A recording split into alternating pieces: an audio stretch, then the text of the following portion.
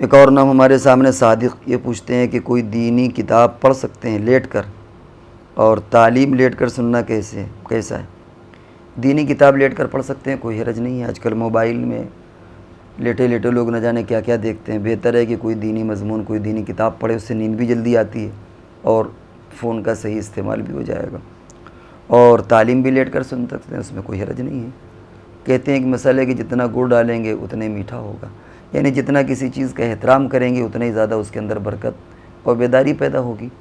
باقی اگر لیٹ کے سننا چاہیں تو کوئی حرج نہیں ہے۔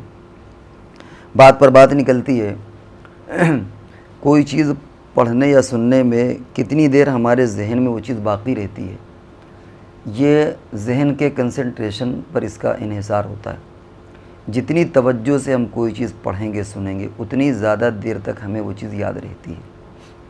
اسی لیے ایک سائنٹسٹ کے بارے میں نام میرے ذہن سے ظہور ہو رہا ہے کہ وہ جب کسی کتاب کا مطالعہ کرتا تھا تو کھڑے ہو کر کے ڈائز میں پڑھتا تھا۔ اس کا کہنا یہ تھا کہ جب کوئی آدمی لیٹ کر کے پڑھتا ہے تو اسے 70% نہیں سمجھ میں آئے گا یا بھلا دے گا، وہ 30% اس کے ذہن میں وہ چیز محفوظ رہے گی۔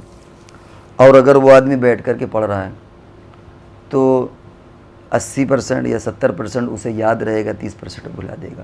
لیکن اگر کوئی آدمی کھڑے کھڑے کتاب کو پڑھے گا تو ایسی شکل میں پورا کا پورا اس کے ذہن میں وہ چیز محفوظ رہتی ہے۔ اس کی وجہ یہ کہ بیٹھ کر پڑھنے میں کبھی کبھی آدمی اونگ جاتا ہے، سونے لگا، اونگنے لگا، تو جو اسے حاصل کرنا ہے پوری بیدار مغزی سے وہ چیز حاصل نہیں ہو پاتی۔ لیکن کھڑے کھڑے سو نہیں پائے گا، کھڑے کھڑے جب پڑھے گا تو پورے بیدار مغزی کے ساتھ وہ چیز حاصل کرے گا۔ تو جس چیز کو ہم جتنا بیداری کے ساتھ اور جتنی توجہ سے اس کو سنیں گے یا پڑھیں گے اتنا ہی ہمارے ذہن میں وہ چیز محفوظ رہے گی، اور جس کو جتنے لاؤبالی پن سے یا جتنے بے احتیاطی سے یا جتنے ذہن کے حاضر نہ ہونے کے ساتھ اس کو سنیں گے اتنے ہی زیادہ اس کے اندر ذہن میں اس کو بسانے کی صلاحیت کم ہوگی۔ اسی لیے جو لوگ ایجوکیشن لائن کے پڑھنے پڑھانے کے وہ جانتے ہیں کہ اگر کبھی ایگزام میں کوئی سوال آ جائے اور اس کا جواب وہ لکھ دے یا نہ لکھ پائے تو وہ اسے پوری زندگی یاد رہتا ہے کہ مجھے ایگزام میں یہ کویسچن آیا تھا، یہ سوال آیا تھا اور میں نے اس کا سوال لکھا تھا یا میں نہیں لکھ سکا تھا۔